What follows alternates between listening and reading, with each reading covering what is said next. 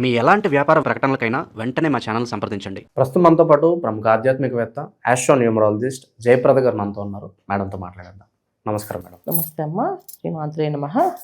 Madam, ప్రతి నెల కూడా మనం రాశి ఫలితాలు చేస్తున్నాం. సో రాశి ఫలితాలతో సంబంధం లేకుండా ఈరోజు మనం కన్యా రాశి గురించి మాట్లాడదాం. ఈ రాశిలో పుట్టిన సహజసిద్ధ లక్షణాలు ఏ విధంగా ఉంటాయి, జీవిత పరిహారాలు, ఆలయ పరిహారాలు అన్ని విధాలా కలిసి రావాలంటే ఎలాంటి పరిహారాలు వీళ్ళు చేసుకుంటే బాగుంటుంది, ఓవరాల్గా ఈ రాశి యొక్క జీవితం మొత్తం తెలియజేయండి మేడం. తప్పకుండా. కన్యా రాశి అనగానే ఏంటంటే మనకి ఆ రాశి తత్వం ఎలా ఉంటుంది, మనకి ఆలోచన విధానం వీళ్ళది ఎప్పుడు కూడా ఏంటంటే చాలా సింపుల్ వైజ్గా ఉంటుంది. ఏదో పెద్దగా ఆలోచించి లోతుగా డెసిషన్స్ తీసేసుకున్నాను అనుకోరు వీళ్ళు. చాలా సింపుల్ వైజ్గా ఉంటారు అనమాట. ఉన్న లైఫ్ చాలా చిన్నది, అంటే అదేదో సినిమాలో పాట చెప్తారు, ఉన్న జీవితం ఎంత చిన్నది, దానిలో సంపాదించాల్సింది, అనుభవించాల్సింది ఇవన్నీ ఉంటాయనేసి. అలాగా వీళ్ళు ఏం సంపాదించినా వీళ్ళు ఎంజాయ్మెంట్ ఎక్కువగా ఖర్చు పెడుతుంటారు. అంటే సంపాదించి తినడానికి కదా, బతకడానికి కదా, హ్యాపీగా ఉండడానికి కదా, మళ్ళీ ఫ్యూచర్లో దాచుకోవాలి, దాచిపెట్టాలి అనే లక్షణం చాలా చాలా తక్కువ. నేను చూసినంత వరకు కన్యారాశి వాళ్ళు ఈ తత్వం అనేది చాలా తక్కువ అనమాట. ఎంత సంపాదిస్తారో అంతే ఖర్చు ఉంటుంది వీళ్ళకి, అంతే ఎంజాయ్మెంట్ చేస్తారు, అంతే లైఫ్లో. అంటే ఎంజాయ్మెంట్ అంటే అదేదో తిరుగుళ్ళు వేరే విషయాలు కాదు, వీళ్ళ ఫ్యామిలీతో లైఫ్ ఎంజాయ్ చేయడం, ఫ్యామిలీతో బయట వరల్డ్ ట్రిప్స్కి వెళ్ళడం, ఫారెన్ ట్రిప్స్కి వెళ్ళడం, తిరగడము. ఇది ₹1,00,000 సంపాదిస్తుంటే లక్ష సంబంధించిన ఖర్చు అంతా ఖర్చు పెట్టేస్తారు ఎవ్రీ మంత్. అది వీళ్ళ పద్ధతి. దాచుకోవడం కానీ, దాచిపెట్టుకోవడం కానీ, ఎవరికైనా ఎప్పుడైనా ఏదైనా అవసరం అయితే, రేపు అడ్జస్ట్ అయితే, ఎమర్జెన్సీ అయితే, అవసరం అయితే ఉంచుకోవాలని మాత్రం ఇలాంటి లక్షణాలు ఏమీ ఉండవు వీళ్ళకి. మనత్వం తత్వం అనేది ఎక్కువగా ఉంటుంది. ఏ చిన్న విషయానికి కూడా తొందరగా ఇన్స్పైర్ అయిపోతుంటారు. అంటే వీళ్ళని ఈజీగా నమ్మించవచ్చు, వీళ్ళని ఈజీగా మోసం చేయొచ్చు, వీళ్ళని ఈజీగా ఏమైనా చేయొచ్చు అనే విధంలో కన్యారాశి వాళ్ళు ఉంటారు. బాగా తెలివైన వాళ్ళమి, మేము బాగా ప్రతిదీ ఆలోచించి చేస్తాము, ప్రతి విషయంలో మేము ప్రతిదీ ఎంత బాగా ఆలోచిస్తామంటే అంత బాగా ఆలోచిస్తాం అనుకుంటారు. కానీ తొందరగా ఈజీగా మోసపోయిన వాళ్ళు కన్యారాశి వాళ్ళు. ఎంత ఈజీగా మోసపోతారంటే, ఒక తప్పుడు మనిషిని తెలుసుకున్న వాళ్ళతో స్నేహం చేస్తుంటారు. రేపు వాళ్ళ ఇబ్బంది వస్తుంది తెలిసిన సరే వాళ్ళతోటే ఉంటుంటారు. ఏం కాదులే, మనకు వచ్చినప్పుడు ఏం కాదు. అలాంటి ఇబ్బంది వీళ్ళకి వచ్చినా మళ్ళీ వాళ్ళు వచ్చి సారీ చెప్తే మళ్ళీ వీళ్ళు వాళ్ళతో కలిసిపోతుంటారు. అలాంటి లక్షణం. దీని తత్వాన్ని మనం తీసుకుంటే ద్విస్వభావ రాశి అంటుంది. ద్విస్వభావం అంటే ఏంటంటే దీంట్లో 2 రకాల పద్ధతులు ఉంటాయి.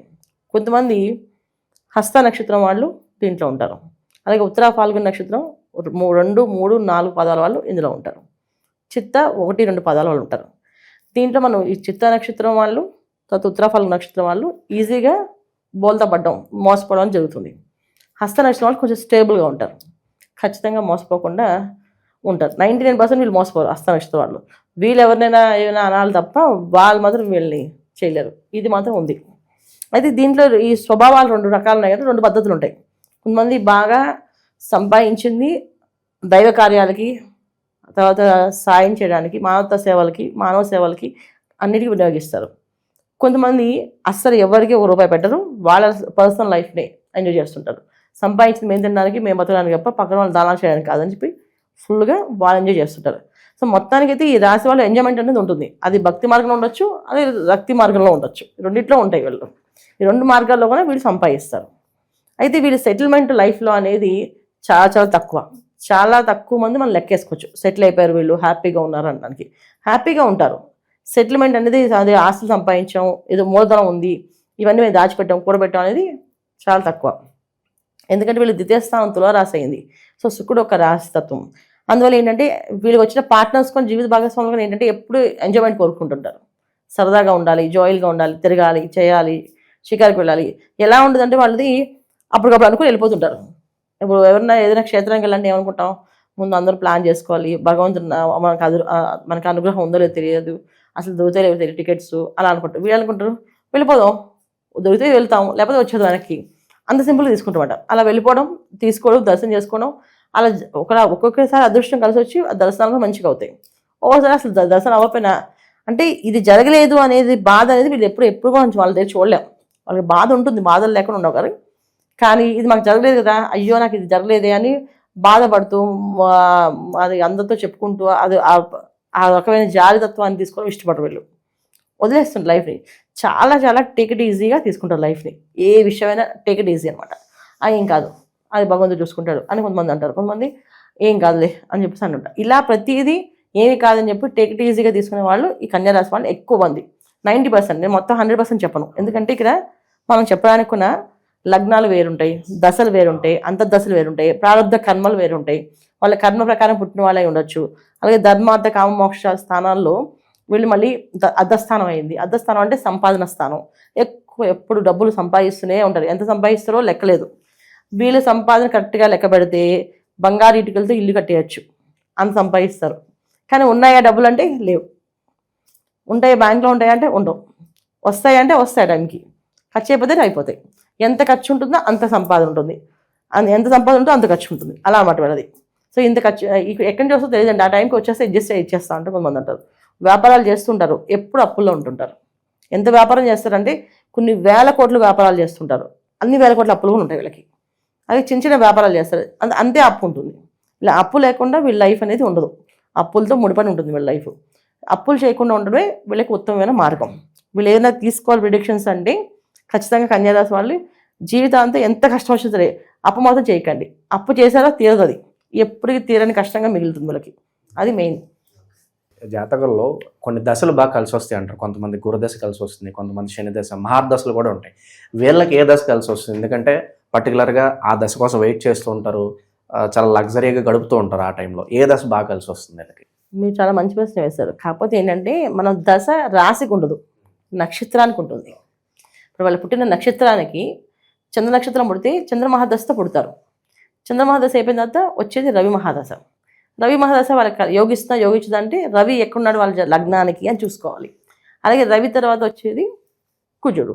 సో ఇలా మనం చూసుకుంటూ వెళితే ఏ దశ ఎప్పుడు ఎలా బాగుంటుంది, ఎలా జరుగుతుంది, వీళ్ళకి ఎంత బ్రహ్మాండంగా యోగిస్తుంది అనేది చూసుకోవాలంటే ఖచ్చితంగా మనం వాళ్ళ జన్మజాతకాన్ని చూడాలి.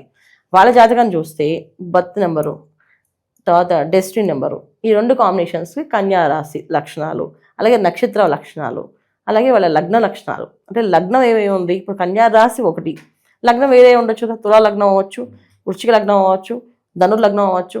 ఈ లగ్నం వైజ్గా ఉండదు. మన జీవితం అనేది లగ్నం నుంచి చూసుకోవాలి. మామూలుగా మనం జ్యోతిష్యం మేము అనాలిసిస్ చేస్తే ఫస్ట్ వీళ్ళు ఏ సమయంలో పుట్టారు, ఆ సమయానికి ఏ లగ్నం ఉంది, ఈ లగ్నం నుంచి ఈ లగ్నానికి ఎవరు పాపులు ఎవరు శుభులు అనేది చూసుకుంటూ అనాలిసిస్ చేసి మీ జీవితంలో ఈ దశలు బాగా యోగిస్తాయి, ఈ దశలు యోగించవు అని చెప్పచ్చు. ఇప్పుడు మీ శని మహాదశ కన్యారాశి వాళ్ళకి యోగించవచ్చు. కాకపోతే శని భగవానుడు ఎక్కడున్నాడు వాళ్ళకి. సో వాళ్ళ లగ్నానికి శని భగవానుడు ఏమయ్యాడు, కన్యారాశికి శని భగవానుడు మిత్రత్వమే, అంటే మంచి నెంబరే, మంచి స్థానమే. కాకపోతే వీళ్ళ లగ్నానికి ఆయన మంచి స్థానంలో ఉన్నాడా, పాపస్థానంలో ఉన్నాడా? అప్పుడు పాపస్థానం ఉన్నాడు, పాపస్థానం ఫలితాలు బాగా ఎక్కువ ఇస్తాడు. శని భగవానుడు మనకి కర్మానికి అధిపతి అయినా, అంటే కర్మాధిపతి అయినా. సో కర్మాధిపతి అయినప్పుడు ఏం చేస్తాడైనా పూర్తిగా మన కష్టాలని, అంటే ఇంత నొప్పి ఉన్నా సరే లేదు నువ్వు ఇది చేసి వెళ్ళాల్సిందే అని చెప్తుంటారు, అలా అన్నమాట. సో ఇది కనికరం లేకుండా చేస్తారే వీళ్ళు అంటారా, ఆ కనికరం అనేది శని భగవానికి ఉండదు. కర్మ పూర్తిగా అనుభవించాల్సింది. అందుకే మనం ఈ దశ బాగుంటుంది చెప్పలేం. వాళ్ళ జాతకం చూపిస్తే ఖచ్చితంగా వాళ్ళకి ఏ దశ యోగిస్తుంది, ఎప్పుడు వాళ్ళకి లైఫ్లో టర్నింగ్ ఉంటుంది, ఎప్పుడు వీళ్ళు టర్నింగ్ పాయింట్ ఉంటుంది, వీళ్ళ లైఫ్లో ఏం చేసుకోవచ్చు, అసలు జాబే చేయాలా వ్యాపారమే చేయాలా అనేది చెప్పగలుగుతాం. అంతేగాని ఇలా మనం కన్యారాశికి ఈ దశలు యోగిస్తాం చెప్పలేము, చెప్పకూడదు కూడా. అదా ఇక వివాహ పరంగా, బిజినెస్ల పరంగా, కెరీర్ పరంగా ఎలాంటి ఛాలెంజెస్ వీళ్ళు ఎదుర్కోవాలంటారు లైఫ్లో వీళ్ళు? అంటే వీళ్ళకి మనం డివైడ్ చేసి మీరు అడిగారు, కానీ నన్ను అడిగితే ప్రతిరోజు వీళ్ళకి ఛాలెంజే, ఏదైనా ఛాలెంజ్గా తీసుకుంటారు వీళ్ళు. వివాహం అనేది వాళ్ళకి చాలా ఈజీగానే పెళ్ళి అవుతుంది. చాలామంది ప్రేమ వివాహాలు ఎక్కువగా కన్యారాశి వాళ్ళు, చాలా తక్కువ మంది ఈ పర్సనల్ అంటే పెద్దవాళ్ళు చూసి పెళ్లి చేసుకునేది చాలా తక్కువ మంది. ఎక్కువ మంది ప్రేమ వివాహాలు, అడ్జస్ట్మెంట్ అండర్స్టాండింగ్తో జరిగే వివాహాలు, ఫ్యామిలీ ఫ్రెండ్స్తో జరిగే వివాహాలు, అంత సింపుల్గా జరిగిపోతుంది. పెళ్ళి అవ్వలేదు, పెళ్ళి కాలేదు అనేది చాలా తక్కువ మంది, మనం చాలా తక్కువ మంది తీసుకోవచ్చు, అది పర్సనల్ జాతకం బట్టి అంటే. కానీ చాలా వరకు ఏంటంటే పెళ్ళి అనేది వీళ్ళ లైఫ్లో చాలా ఈజీగా అవుతుంది. అలాగే సంతాన భాగ్యం కూడా వీళ్ళకి చాలా బాగుంటుంది కదా, చాలా ఈజీగా ఉంటుంది. సో వివాహం అవుతుంది, సంతాన యోగం కానీ బాగుంటుంది. ఇంకా మనం తీసుకోవాల్సిన కెరీర్ వైజ్గా అంటే కెరీర్ ప్రకారంగా ఈ రూల్స్ పెట్టుకుని వీళ్ళు వెళ్ళరు. చాలా సింపుల్ తీసుకుంటారు. ఇప్పుడు బీటెక్ చదివిన అబ్బాయి, నాకు అబ్బాయి చేయాలంటే ఏం చేయాలి, సాఫ్ట్వేర్ జాబ్లోకి వెళ్ళాలి. ఒకవేళ జాబ్ లేదు, ఫుడ్ బిజినెస్ చేసేస్తాడు. మొహమాటం ఏం పడ్డు, నాకు ఇది చాలా ఈజీ అని చెప్పేసి చాలా వరకు ఏంటంటే రోడ్డు మీద బడ్జెట్లు చేసే వాళ్ళు కూడా ఉంటారు అనమాట. అది కూడా కన్యారాశిలో ఉంటారు. సో వాళ్ళు అదేంటి కన్యారాశి అలా ఉన్నారు అంటే అలాగే ఉంటారు, వాళ్ళు పట్టించుకోరన్నమాట. అలాగే పెద్ద స్థాయిలో పనిచేసి పెద్ద పెద్ద స్థాయిలో సీఈఓగా ఉండే వాళ్ళు కూడా కన్యా రాశి వాళ్ళే. పెద్ద పెద్ద కంపెనీలు అంటే ఎవరితో అయినా ఎలాగైనా చక్కగా మాట్లాడే తత్వం ఉంటుంది వీళ్ళకి. అంటే మనుషుల్ని అర్థం చేసుకునే గుణము, తర్వాత కలుపుకునే గుణము, ఎలాంటి వ్యక్తి అయినా ఉండదు, వాళ్ళకి ఎంతైనా ఈగో ఉండండి, వీళ్ళు అయితే ఈజీగా వెళ్ళి కలిపేసుకుంటారు వాళ్ళని. అంతంటే వీళ్ళ దగ్గర ఈగో లేదా అంటే 100% ఉంటుంది వీళ్ళకి ఈగో, కానీ అది బయటపడదు. బయటపడకుండా మేనేజ్ చేయగలుగుతారు, కలుపుకోగలుగుతారు. అలాగే ఇక ఒక విధంగా మూర్ఖత్వం చూసినా, మొండితనం చూసినా, మొండి వాళ్ళుగా మన మూర్ఖులుగా చూసుకుంటే కూడా కన్యారాశిలో ఉన్నారు, అలా కూడా ఉన్నారు. ఇలా ఇలా ఇలా ఎందుకున్నారంటే ఈ ద్విస్వభావ లక్షణాలు ఉన్నాయి. అంటే ద్విస్వభావ రాశి అంటే 2 లక్షణాలు కలిగిన లక్షణాలు ఉన్న రాశి ఇది. అలాగా ఉంటారు, ఇలాగా ఉంటారు, మంచి వాళ్ళు ఉంటారు, చెడ్డ వాళ్ళు ఉంటారు. ఈ రాశిలో అందరూ అలాగే ఉంటారు కదండి అంటే ఖచ్చితంగా అలా ఉంటారు. కాకపోతే ఈ కన్యా రాశిలో వైపు తీసుకుంటాము ప్రత్యేకమైన లక్షణాలు ఏంటి వీళ్ళకి అంటే ఐడెంటిఫికేషన్. వీళ్ళకి కన్యా రాశి వాళ్ళు తెలిసిపోద్ది. అమ్మాయిలు అయితే చాలా అందంగా, నాజుగ్గా, ఫేస్ కానీ ఏదో ఒక ఎక్స్ప్రెషన్స్ వాళ్ళకి, ఒక నవ్వు కానీ ఆకర్షణగా ఉంటుంది. కొంతమంది కళ్ళు ఆకర్షణగా ఉంటాయి, కొంతమంది మెడ ఆకర్షణగా ఉంటుంది అమ్మాయిలకి. అబ్బాయిలకి వస్తే 90% వాయిస్, చాలా మంచి గొంతు ఉంటుంది వాళ్ళకి. ఆ గొంతుతో మాట్లాడుతుంటే వినాలనిపించేంత వాయిస్ ఇస్తారు దేవుడు. ఇది వీళ్ళకి ఆకర్షణ శక్తి. సో తర్వాత అన్నిటికంటే ఏంటంటే ఒక మ్యాజిక్ ఏంటంటే లెక్కలు విపరీతంగా వేస్తారు. ఏ లెక్క ఎలా వేస్తారో అనేది అసలు ఎవరికి అర్థం కాదు, అంత బ్రహ్మాండంగా లెక్కలు వేయడంలో. సో అది దీనికి ఇంత దీనికి ఇంత పరిమాణం అని చెప్పడంలో వీళ్ళు నిష్ణాతులు అని చెప్పచ్చు ఇలాంటి విషయాల్లో. ఇంకా గారడి చేసే వాళ్ళలో కొన్ని ఇందులో కన్యారాశిలో ఉన్నారు. ఏదైనా మాయ చేసి మోసం చేయాలన్నా కూడా కన్యారాశి వాళ్ళే. ఇప్పుడు మనకి చాలా వరకు ఈ ల్యాప్టాప్స్ కానీ ఇవన్నీ కూడా కొంతవరకు మోసం జరుగుతుందని చెప్పి అంటున్నారు. అంటే సాఫ్ట్వేర్లో కొన్ని అకౌంట్స్ హైక్ చేస్తున్నారు, ఈ హైక్ అవుతున్నాయి, ఇవన్నీ దీనికి కూడా కన్యారాశి వాళ్ళే. సో దాంట్లో నిష్ణాతులు వెళ్ళమాట. అంటే ఏది ఎలా చేయాలి, ఏ నెంబర్ ఎలా పెట్టాలనేది వీళ్ళకి ఈజీగా అర్థమైపోతుంది, తీసుకోవచ్చు. అలాగే అందరూ అలా ఉంటారంటే డిపెండెన్స్ మళ్ళీ పర్సనల్ జాతకం. ఇది కన్యారాశి. గ్రహస్థితితో సంబంధం లేకుండా జీవితాంతం కూడా అభివృద్ధి బాట పయనించాలంటే ఎటువంటి పరిహారాలు వీళ్ళు బాగా అవసరం అంటారు? ఎటువంటి దైవారాధనలు ఉంటే బాగుంటుంది అంటారు? ఖచ్చితంగా బుధుడు ఒక రాశిది, అంటే బుధుతత్వం ఉన్న రాశి. అంటే బుధుడు ఒక అనుగ్రహం కావాలి అంటే మనకి విష్ణు ఒక అనుగ్రహం కావాలి. విష్ణుమూర్తిని ఎక్కువగా ప్రార్థన చేసి బుధుడు మనకి అనుకూలంగా అన్ని విషయాల్లో సాయంగా ఉంటుంది. అందుకేనంటే ఇప్పుడు విష్ణు ఆరాధన, విష్ణు సహస్రనామ పారాయణ ఎక్కువగా చేయడం, ప్రతిరోజు విష్ణు సహస్రనామ పారాయణ చేయడం చాలా చాలా దినదిన అభివృద్ధి. వీళ్ళకి జీవితాంతం వీళ్ళు దినదిన అభివృద్ధి అవ్వాలి అంటే విష్ణు సహస్రనామ పారాయణ చేయాలి. ప్రతి బుధవారము విష్ణు సహస్రనామాన్ని పారాయణ చేసి తులసి దళాలతో లక్ష్మీ అమ్మవారికి, విష్ణుమూర్తికి విష్ణు అష్టోత్తరము, లక్ష్మీ అష్టోత్తరము ఇవి చేయాలి. ఈ తులసి దళాలు చేసిన తర్వాత ఈ దళాలని కొంచెం తీసుకొని, ఈ తులసి ఆకుల్ని కొన్ని తీసుకొని వీళ్ళు దాచుకునే డబ్బులు ఎక్కడ పెడతారో బిరువాలో ఆ ప్లేస్లో తీసుకెళ్ళి డబ్బు పెట్టడం. వీళ్ళు వ్యాపార సంస్థలు ఉంటే వ్యాపార సంస్థలు 4 దళాలు, దాంట్లో 4 ఆకులు వేసుకోవడం, అలా వీళ్ళు జబ్బులో 4 ఆకులు పెట్టుకోవడం. ఇది వారం అంతా ఉంచుకొని మళ్ళీ వారం తర్వాత మళ్ళీ సేమ్ బుధవారం రోజు మళ్ళీ తులసి దళాలతో పూజ చేయడం, తులసి మాలని అమ్మవారికి అలంకరించడం, అయ్యవారికి అలంకరించడం, మళ్ళీ ఆ దళాలు పాత తీసేసి కొత్త పెట్టడం. ఈ విధంగా చేస్తుంటే ధనం నిలబడుతుంది. వీళ్ళకి డబ్బులు చేతిలో వచ్చినట్టు వెళ్ళిపోతుంటాయి. అలా నిలబడాలి అంటే వీళ్ళు విష్ణు సహస్రనామ పారాయణ చేస్తూ, విష్ణు అష్టోత్తరం, లక్ష్మీ అష్టోత్తరం చేస్తూ ఈ దళాలు దాచిపెడుతూ ఉంటే ఖచ్చితంగా డబ్బు అనేది, మూలధనం అనేది ఏర్పడుతుంది. అంటే వీళ్ళకి ఆస్తిపాస్తులు నిలబడే అవకాశం ఎక్కువగా ఉంటుంది. ఇది వీళ్ళు చేసుకోవాల్సింది. ఇక జీవితాంతం వీళ్ళు వెళ్ళాల్సిన క్షేత్రాలు ఏ క్షేత్రాలు అంటే సుబ్రహ్మణ్య క్షేత్రాలు, విష్ణు క్షేత్రాలు ఏవైనా వీళ్ళు వెళ్ళొచ్చు. శుభ్రంగా తిరుపతి క్షేత్రం వెళ్ళొచ్చు, తర్వాత తిరుత్తని సుబ్రహ్మణ్య స్వామి ఆలయం అక్కడికి వెళ్ళొచ్చు. అక్కడికి వెళ్ళడం వల్ల ఏంటంటే వీళ్ళకి ఎక్కువగా ఏదైనా ఉంటే దోషాలు, సంతాన దోషాలు ఉంటాయి. సంతానం మాట వెనకపోవడం, మొండిగా ప్రవర్తించడం, ఇష్టం వచ్చినట్టు మాట్లాడడం ఇవి చేస్తుంటారు. అలాగే భార్యాభర్తల మధ్యలో అన్యోన్య దాంపత్య జీవితం తగ్గుతుంది. సో ఏదో ఒక దానిలో ఏదో ఒక డిస్టర్బెన్స్ వీళ్ళకు ఉంటుంది.